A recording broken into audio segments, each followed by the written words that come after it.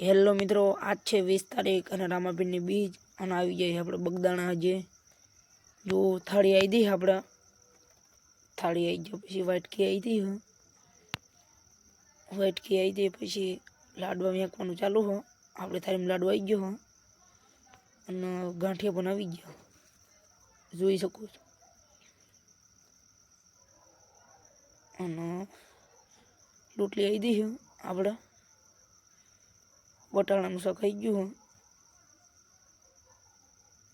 અને બટેકાનું અને રીંગણાનું શાક છે.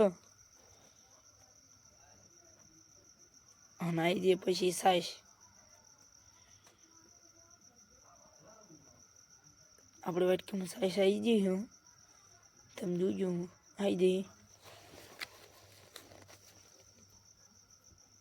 અને પછી આવી જાય આપણા દાળ,